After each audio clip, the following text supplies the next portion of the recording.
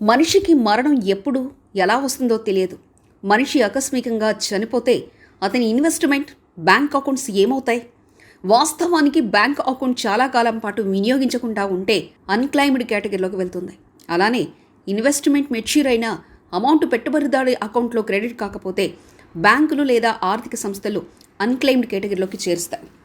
Reserve Bank of India regulation ప్రకారం ఒక account లేదా మెచ్యూరిటీ అమౌంట్ 10 సంవత్సరాల పాటు ఇన్ఆపరేటివ్గా ఉంటే అన్క్లెయిమ్డ్ కేటగిరీలో వెళ్తుంది. వ్యక్తులు అకస్మాత్తుగా మరణించినప్పుడు, వారి బ్యాంకు ఖాతాలు, పెట్టుబడుల గురించి కుటుంబంలో ఎవరికీ తెలియనప్పుడు వారి ఖాతాలోని డబ్బు, పెట్టుబడులు అన్క్లెయిమ్డ్ డిపాజిట్లోకి వెళ్తాయి. వారి ఆర్థిక శ్రమ మొత్తం వృధా అవుతుంది. కాబట్టి మీరు అకస్మాత్తుగా మరణిస్తే అటువంటి పరిస్థితిని నివారించడానికి ఏం చేయాలి? మీ బ్యాంక్ ఖాతాలు, పెట్టుబడుల గురించి కుటుంబానికి ఎలా తెలియజేయవచ్చో చూద్దాం. మీరు కనుక ఆకస్మికంగా మరణిస్తే మీ కుటుంబానికి ఏ ఆర్థిక సమాచారం ముఖ్యమైందో మీరు తప్పనిసరిగా నిర్ధారించుకోవాలి. ఇది మీ అన్ని సేవింగ్స్, ప్రభుత్వ బ్యాంకు ఖాతాలకు సంబంధించిన వివరాలు కావచ్చు. బ్యాంకు వివరాల కోసం బ్యాంకు పేరు, శాఖ, ఖాతా నంబర్, ఖాతా పేరు, ఖాతా రకం, నామినేషన్ వివరాలు మొదలైన సమాచారం కీలకం.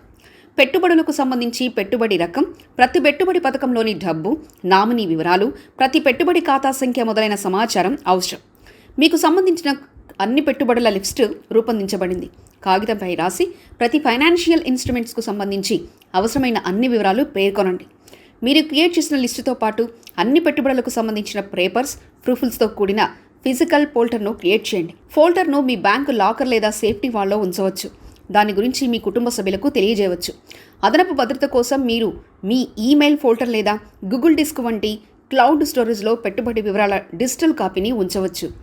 మీ కెరీర్లో వీలైనంత త్వరగా వీలునామా చేయండి. వీలునామాలో అన్ని ఆస్తుల వివరాలను తప్పనిసరిగా పేర్కొనాలి.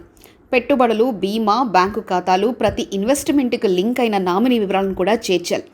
మీ ఇష్టాన్ని ఎప్పటికప్పుడు సమీక్షించుకోండి. కొత్త బ్యాంకు అకౌంట్ ఓపెన్ చేసినా లేదా కొత్త పెట్టుబడి పెట్టినా అది మీ వీలునామాలో కూడా అప్డేట్ అయ్యేలా జాగ్రత్తలు తీసుకోవాలి. వీటితో పాటు క్రెడిట్ కార్డ్, బాకీ ఉన్న అప్పుల వివరాలు, జీవిత బీమా వంటి ఇతర కీలకమైన ఆర్థిక సమాచారాన్ని వారితో పంచుకోవడం కూడా ముఖ్యం. పాలసీలు, ఇతరులకు అప్పుగా ఇచ్చిన డబ్బు వివరాలు కూడా తెలియజేయాలి.